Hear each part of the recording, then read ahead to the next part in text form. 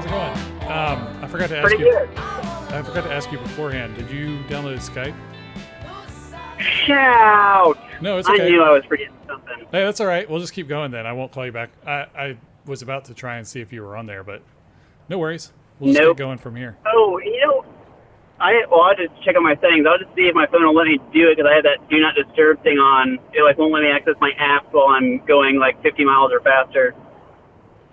Oh, right. Yeah, you'd probably have to call me then at that point before you started. Yeah. Yeah. Okay. But that's a good point. I wonder how it would handle the Skype. I have no idea. I don't drive fancy cars, so I have no idea. That's actually my phone that does that. Middle class light over here. Yeah. In my super expensive car. That's right. It wasn't. Yeah, I know. No, I'm just kidding. And I like how you were like, it's probably the worst Bluetooth speakerphone system there is, just to be able to say they have it, right? Oh yeah, no, it's literally the technology in these cars are constantly rated as the lowest, but the build quality is constantly towards the top end. So as long as it's reliable, I don't care. Oh yeah, for sure. I mean, what you care about is the drivetrain, right? Like, Yeah, no, actually I wanted to getting get me from point A to point A to point B. that's right. Yeah, I was going to ask you about this article about the MMR vaccine. It's saying that that could protect against the worst symptoms of COVID-19, which seems weird. Yeah, so I mean, any live vaccine, like live attenuated, so they take the virus or the bacteria or whatever it is, and they, breed it in a lab until it's, become super low virulence, little to no symptoms, but still reproduce in your body.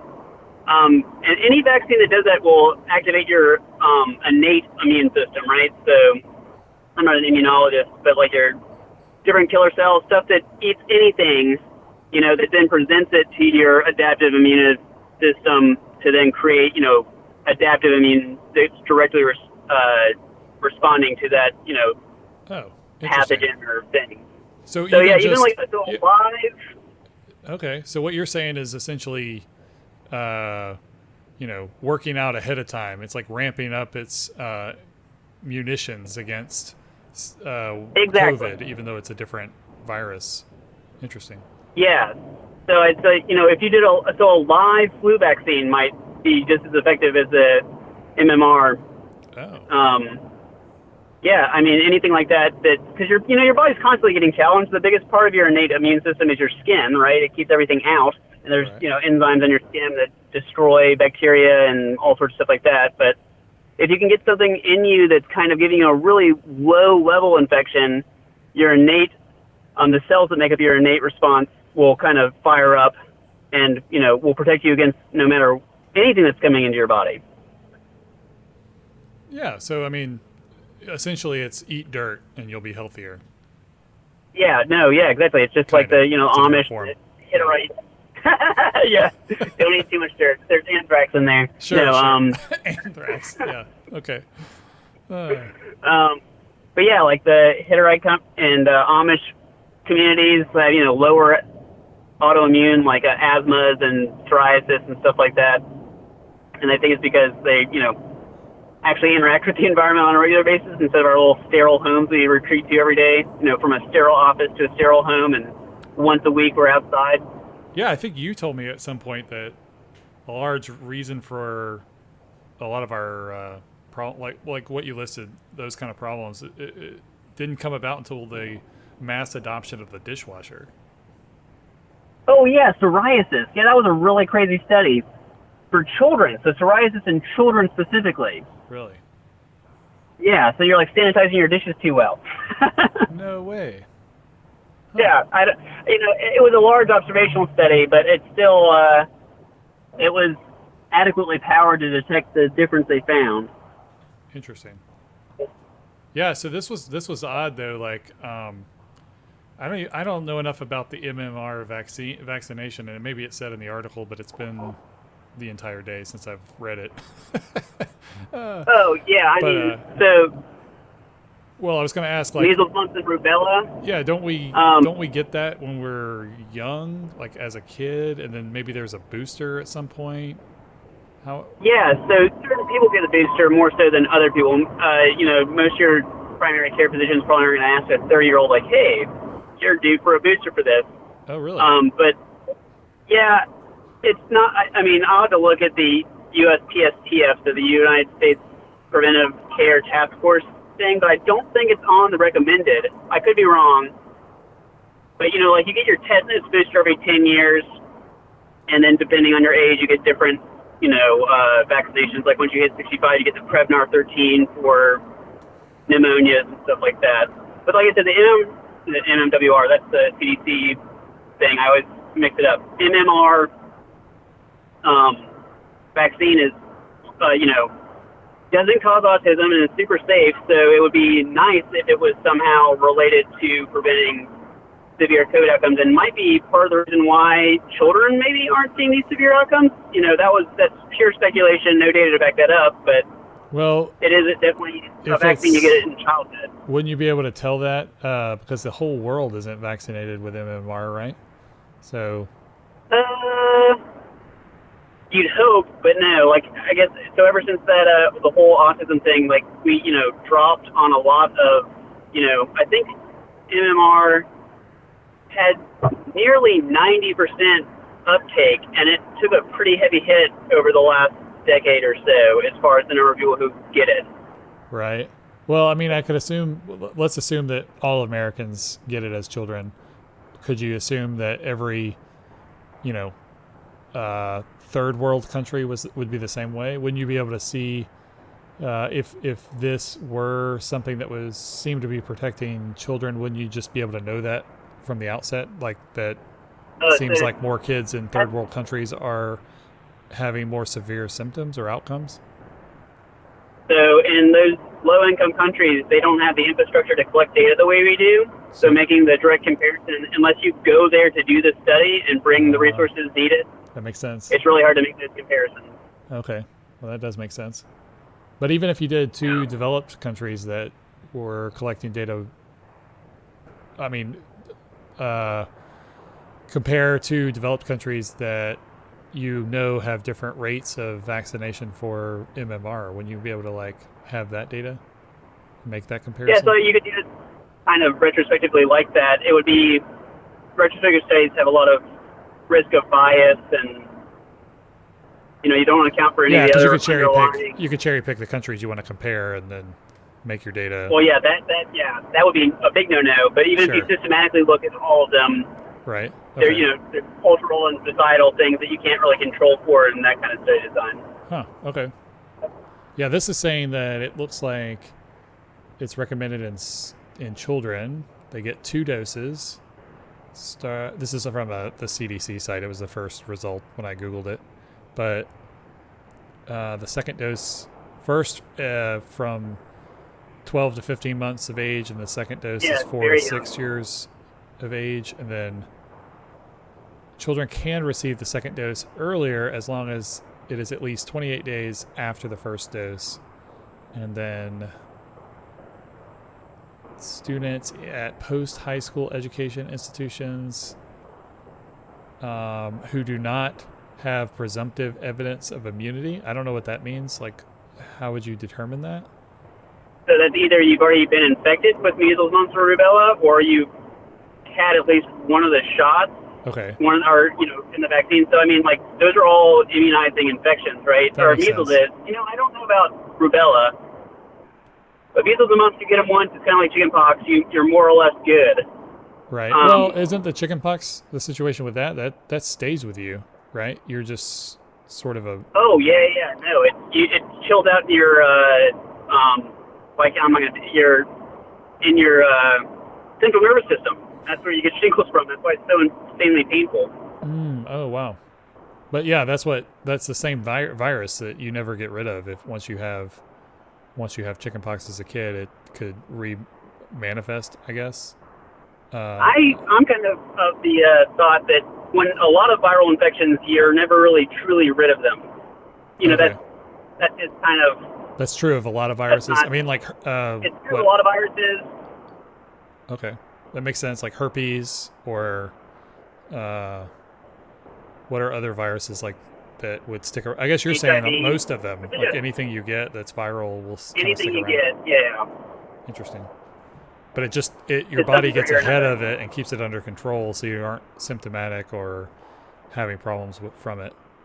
Is that what you mean? Exactly. Cool. Yeah, yeah. So this is like recommending international travelers have it, women of childbearing age who should not get it, people. I don't want to read through this list, but it's people with like other conditions, and I guess if you're immune compromised. But Yeah, so you don't give a live vaccine to someone who's immune compromised because they might get a really severe case of the disease, even though it's a super that makes sense, reduced virulent strain. right? Yeah, it just seems like this. Is it unsafe to revaccinate? Like, Oh, no. so it seems like to me you could just try this in a population very safely. That's more or less what the PI, so the primary investigator for the study that's running this, like he's quoted as saying, like, don't think it'll hurt anybody, so we're going to see. I mean, that's more or less the logic that it's following. So In the article, you mean? yeah. The American Society for Microbiology. Yeah. Yeah. So it's one of the press releases they do. It's not like a peer-reviewed anything. Okay. Huh. Okay. Well, I mean, it almost makes me want to see about getting a vaccine, right? Like, go get a MMR. I mean, I'm not recommending this to anybody, or just I had that thought, like, should I just go get it, and then if I do get sick, it might alleviate the symptoms. Yeah, you might not be ventilated or die, which would be a good thing. Well, right? It's likely that would be true for my age group and physical condition anyway. But yeah. Like, especially people. I mean, like my parents. I mean, you would think like older people. It's been so long since they've had those vaccines. If they, I'm sure they had them. probably never got them. Oh, really? Yeah, they probably never got them. Yeah. So it's like they're relying on herd immunity essentially. It's just the disease isn't around. So. Exactly. So it doesn't, or they had it as children. That makes sense then. That would be, yeah, that's right. They may have had it as children, but that makes sense. It seems so logical that I just think this is funny that this article is dated from June 19th and it's now August 6th or whatever. Yeah. And I mean, you may have seen it a while ago, but no one's talking about this that I know of. Oh no, this was like totally happenstance, Googling other things for other research You ran that I across it? stumbled across. So, like, duh, if you do a live vaccine that reproduces in the body, the innate immune system fires up for a while. Huh.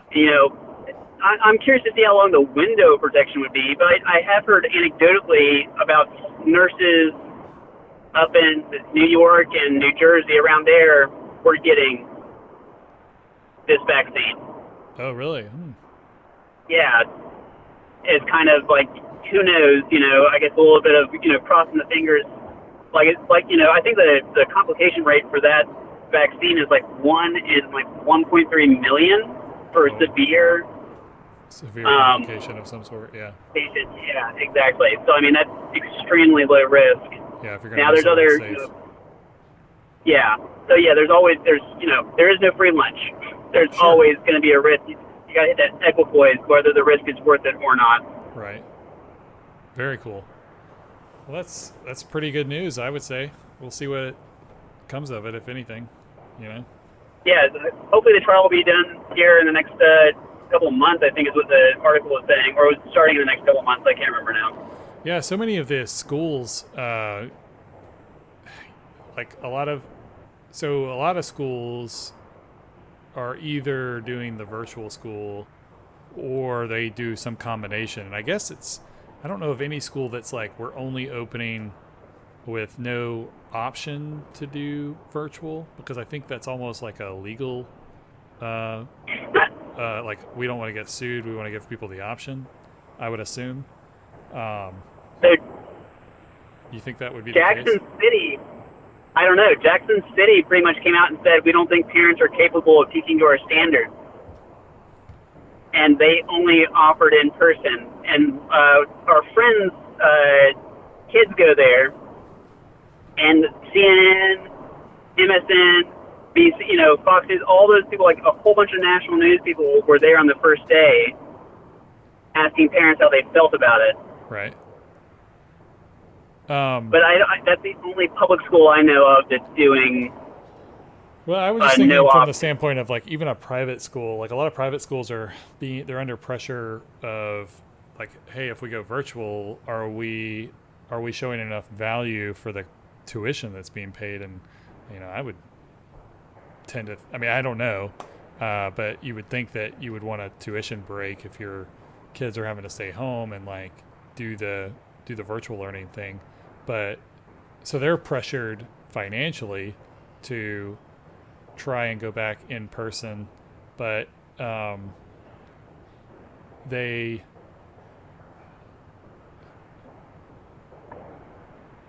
it's like I totally lost my train of thought. Well, yeah, it's a conflict of interest, right? So, they don't make money unless students come through the door, whereas public schools, their funding is based on tax collection of property that, that probably isn't going to change drastically. I don't know. It's an interesting thought, and it's something that has not been covered at all by our local media, in the sense that we've heard all about our county schools and what they're going to do, but nothing has been like, well, the private schools in that same county are doing this. Yeah, I know. And the private school a friend of mine works for, he is they are actually issuing masks. Masks are going to be mandatory, and then optionally they're issuing face shields. And then he can wear, he will be wearing a mask. He can choose to also wear a face shield. But he's talking about like some of his students can opt to do virtual. So he's having to teach to virtual kids as well as, this is middle school level, teach to virtual kids and to kids in person that are socially distanced. So a lot of space between desks in the classroom. But I don't know how many times I've been at a store trying to talk to someone that works at the store and they can't understand me through the mask. And it's like, I can't imagine without being having a microphone or maybe some kind of clear mask. One of the schools that his kids are going to go to has what they called a humanity. What did he call it? I'm going to look it up. It's like a humanity shield. The viewing paint? No, it's like it's called Humanity Shield, and it looks like a beekeeper's. It's a face shield that looks like a beekeeper's helmet. And it's this company in Alaska, it looks like, that makes them. But anyway, there's no need to wear a mask at that point because it's a cloth around the neck and a face shield up top. So in theory, they bought one of these for all of the kids, so you can at least look at facial cues and read smiles and read lips, I'm not even hard of hearing, and I didn't realize how reliant I was on lip reading to understand other people. So true. It's so true. You don't... Yeah, they did a really quick study about this, right? So they had faculty do an experiment in different sized rooms on the university, and almost no one could hear anyone. And they're like, and for the softer spoken people or female people who couldn't project their voice properly, it was like impossible unless you like approached them and got like right up on top of them to hear or understand what they were saying. So right. I'm not looking forward to it because I had to teach my class 3 different ways. Yeah. Asynchronous online, That is true. You're in Online that same live. boat. Yeah, yeah. I forgot that. Yeah, it's so annoying. Yeah, I wonder if you should look at one of these. They look like they would be. I don't know. Might be something that could be useful to you because of what you're talking about, like not having to. Well, and I also said to him maybe he could just mic himself, and so then it just projects what he's saying. So even though you can't read the lips, it's like no one's going to misunderstand him as easily if you're muffled through a mask. If it's a little louder muffled, Exactly. you can still understand it maybe a little better. Just Hopefully. increase the volume. Yeah. Yeah, I don't know. I don't know. It's going to be interesting. I'm also curious to see how well the captioning software does, because I'm going to be, live streaming it. We had to caption it for students. Oh, how well it'll it does pick that up. on the fly? Yeah. Why can't you, if you need closed caption, why can't you do the asynchronous online and have it closed captioned? Oh, I mean, it's the same system, right? So, okay, wait. It does not close caption on the fly. It closed captions through an automated process, right? Yeah, but usually that's highly inaccurate. So ours is like, as long as you, pronounce your words and don't enunciate. I think all the videos I've done have hit like the 96 estimated accuracy. Wow. So like we know we screwed up 4% of the time, and I'm like, that's plenty good for me because I'm not about to write the whole script out. That's interesting. Okay. Yeah. Well, that makes sense. Yeah. Hopefully I think if you're mic'd close enough, a microphone can't tell whether your face is covered or not, as long as you're projecting through it. To Exactly. the microphone. So. Yeah, that's crazy. Yeah, we'll see.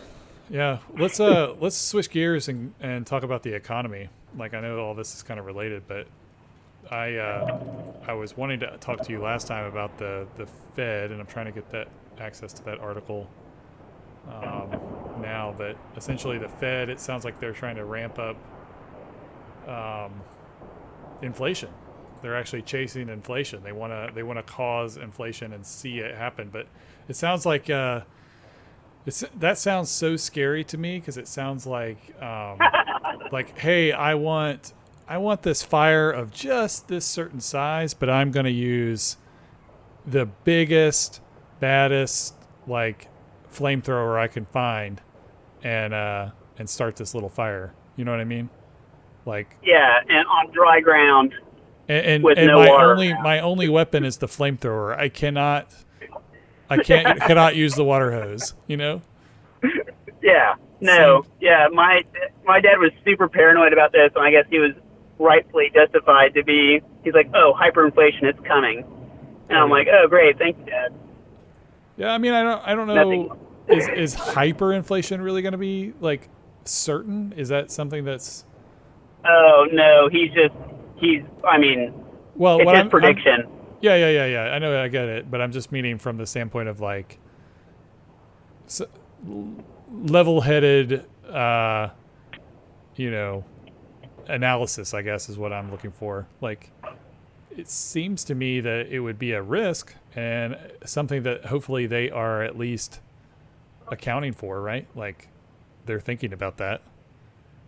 Well, the thing The that Fed, gets me right is like, is wages have barely risen fast enough to keep up with inflation as it is. Sure. How is this going to, how are wages all of a sudden going to magically pick up the pace to keep up? Like, I don't know. All I can see is cost of living going up and wages not increasing accordingly, and it making everything much worse than even a 33% reduction in GDP that I think was estimated that we're currently in right now, which seems kind of dire in the first place, right? Yeah, this guy, Peter Bachvar, the chief investment officer at the Bleakley Advisor Group, at the very bottom of the article, he's quoted as, "It doesn't make any economic sense whatsoever. The consumer is very fragile right now. The last thing we should be shooting for is higher cost of living." So it's exactly what you're saying. Oh, yeah. Okay, there we go.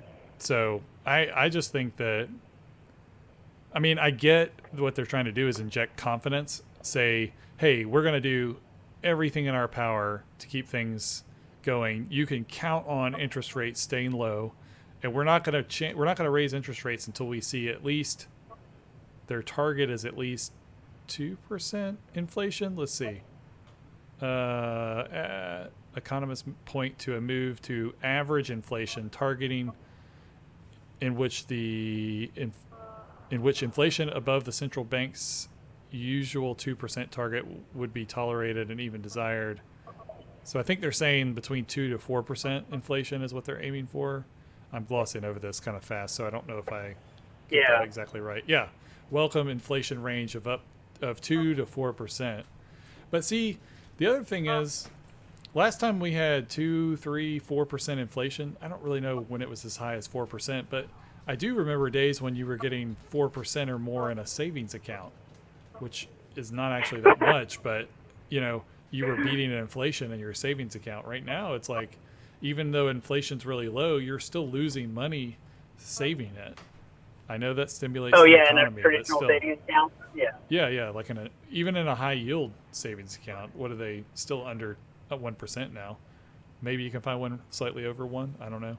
I haven't checked lately, but yeah, I don't know. Yeah, I feel like my go ahead. I was just saying, holding cash is going to make absolutely zero sense, right? So I mean, you can't save it. It's going to, that dollar's going to buy you less and less each day. And so I think about this in terms of like perception of the dollar's worth too. We've had the one bailout, and I guess they're in the works of getting another bailout. Right. So it's going to be really interesting to see, do people stop valuing the dollar less just on a day-to-day?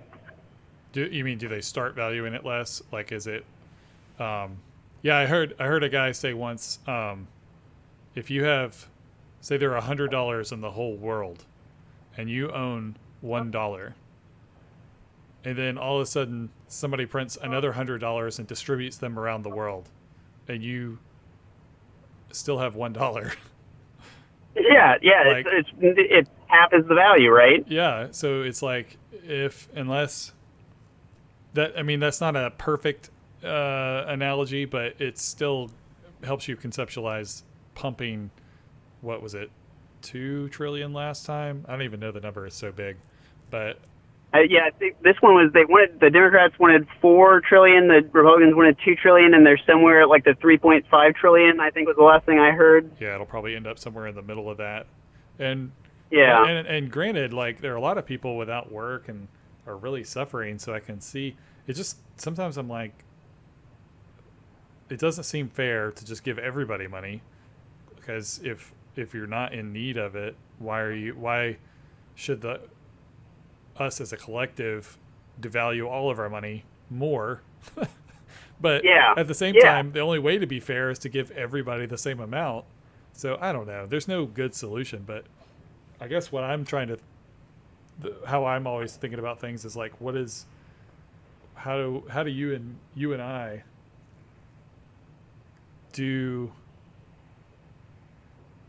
how do we take advantage of what's happening? It's not like we can control any of this. I'm going to borrow 120% equity against my house. And then what do? You can't sit on the cash. You got to invest it. Where are you going to invest it? Yeah, you got to. You buy another property. Buy guns and gold. Yeah. Guns and gold. Yeah, gold is not a good investment right now, in my opinion. No. It's way high. It's probably all-time high. Yeah. I think it's even inflation adjusted all-time high, but maybe I'm wrong. But I think you're right about that. Yeah. It was a bunch of news articles about that. Yeah, no, that would not be that was a joke. Oh, I don't know. It's just like, I'm going to borrow that money for 1% or 2% interest, and every dollar I give back to the bank is worth half as much as the dollar I got from them. True. Right. So I mean, like, I don't know. Obviously, that's a little hyperbole. I wouldn't do that much, but definitely It does make you think, though. Should you leverage yourself if you feel secure enough in your income? Leverage more than you normally would, which they hope props up the real estate market and stimulates the economy. But geez, like, I don't know. I feel like we're babysitting all of these, like since 2008, and I guess it's just having lived through that, which is not. I vaguely remember the crash in 2000. Just my grandparents being upset about it and stuff. But as I was in high school. It didn't really. The affect me. .com. Yeah, the .com Yeah. bust. It was like I heard a lot about it, but I was like, well, doesn't affect me. I didn't. I wasn't an investor at that time, really. I mean, I had small amounts of money, but it wasn't like it was something I was paying a lot of attention to. So Yeah, no doubt. In my, I don't know. I don't like to sit here and worry so much about everything just falling apart, but at some point you're like, we can only put more Band-Aids on something for so long. But even still, if you don't do that, there's still a disaster of a gaping wound. Yeah, I mean, this isn't even this isn't even like where it would be like all of a sudden a reshuffle of wealth. It would just be a massive loss of wealth in general, right? Yeah. So it's not like you're propping up some sort of industry that wrecked itself. It's like it's literally the economy quit for like 2.5 weeks. Well, longer than that in some states. I mean, yeah, it's like it's tricky. It's like and it quit, but it has started back, but not to the same extent. I mean, a third of the country is in hospitality, and like that's still shut down essentially. Not entirely, but restaurants aren't making huge margins. They're razor thin, and like they're just bleeding money right now. So I don't know. I feel for I don't either. owners, and I feel for people that work there, but beyond that, everyone's hurting, or a lot of people are hurting. Without being insensitive, I still think you keep buying. Like take your leftover cash and keep buying into the market where you can find deals.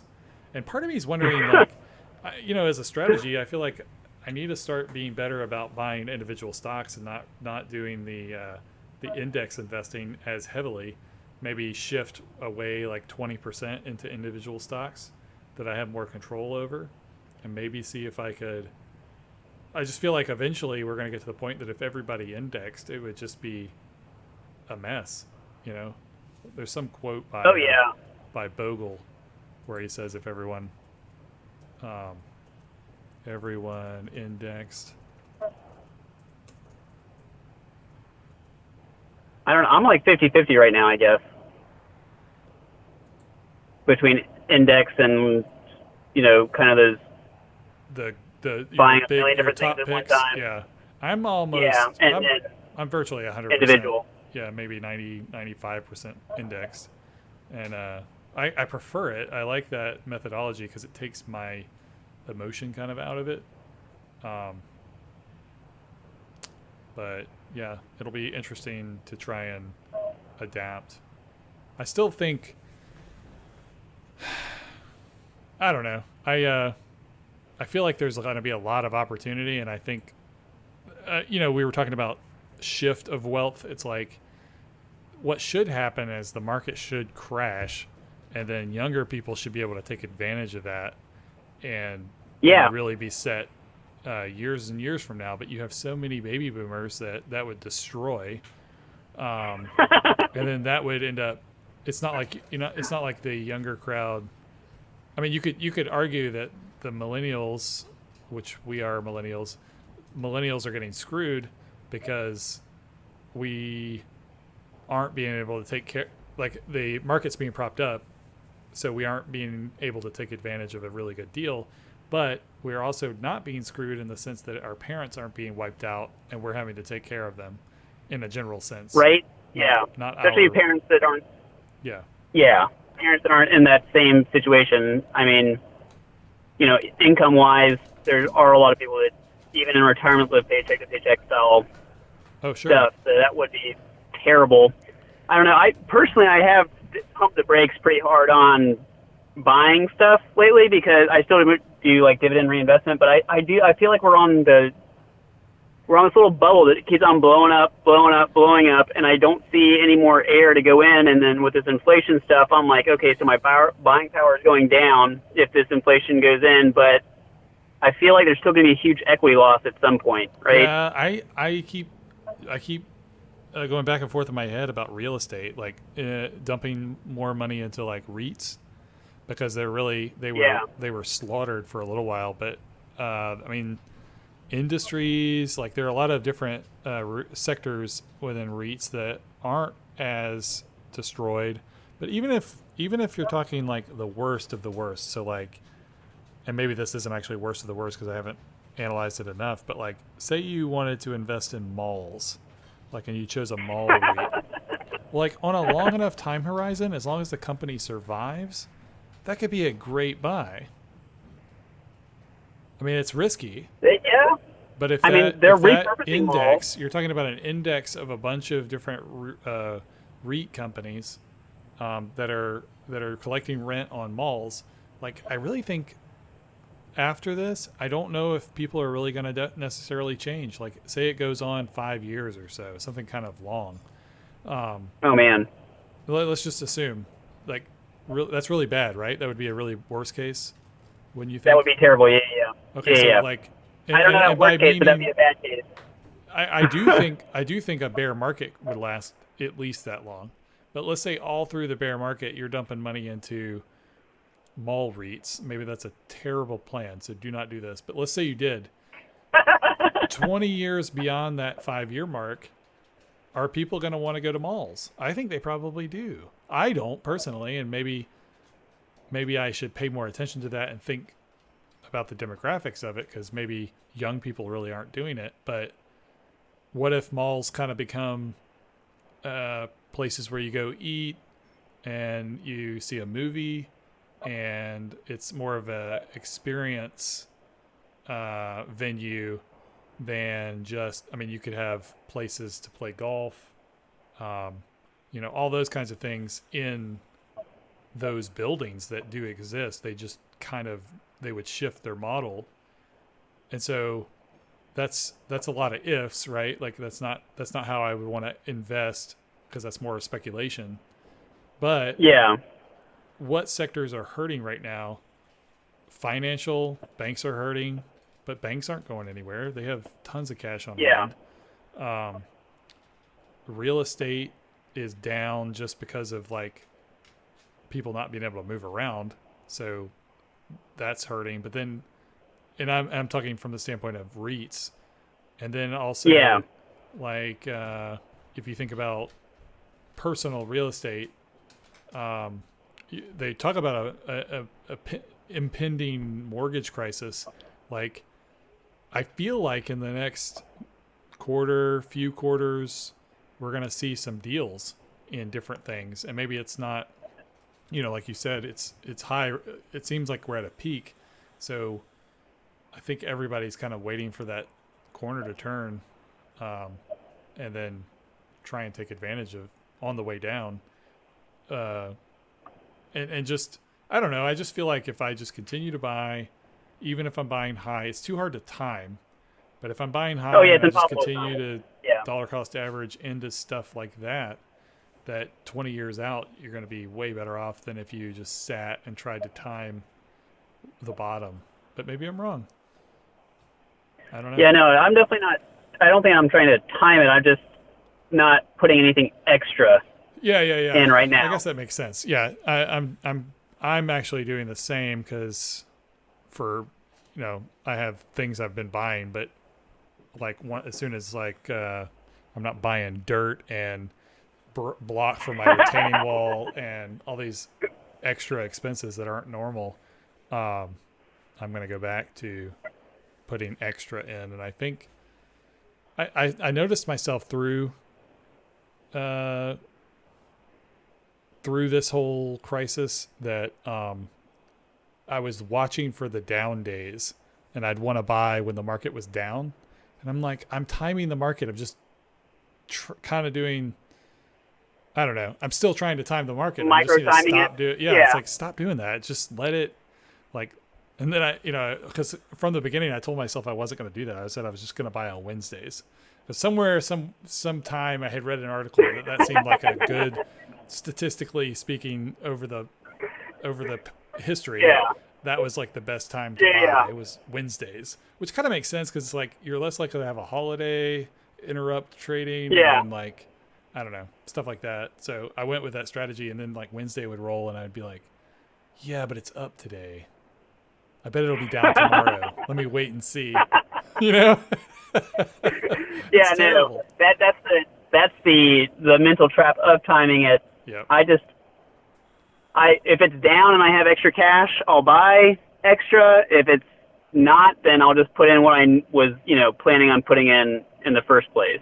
That's smart. And I try to automate. I try to automate as much of that stuff as possible, having like the buy values, like the buy thresholds for different things. Like Oh, if it okay, hits nice. this and I have this much money, So you put in buy Yeah. orders based on price, and then just have it execute. just kind of sitting back and waiting. Yeah, and if it doesn't execute, then I'll just go in and manually do it That's smart. I should think once about a doing month. that too. Yeah. Yeah. And that way, because it's so easy to stress yourself out and like, I'm going to think of a billion different things and none of them really matter. Right. especially when it's such a long distance horizon for either you and I. I mean, Yeah, if well, the world it is- falls apart, It is in some ways. I guess what I'm more like actively, not trading, but where I'm actively investing, it's I have a shorter time horizon, only from the standpoint of this is a non tax advantaged account, so it doesn't have to wait until I'm in my 60s. So in that sense, it's a little. I would use it a little sooner, maybe, but I can still Gotcha. choose not to use it, assuming there's not some catastrophic thing that happens that forces Exactly. me to. But yeah, yeah, you're probably you don't home lose any right? money until you Did sell it a lot. we run through Yeah, that? I pulled in. Okay. Oh, yeah, I mean, I got home a few minutes ago, but it's fun. Okay. We Yeah, I can just didn't wrap wanna, it up. I didn't want to keep going if you're home. So let's do it again. I'll Okay. talk to you later on. Talk to you later, bud. Bye. Dang it.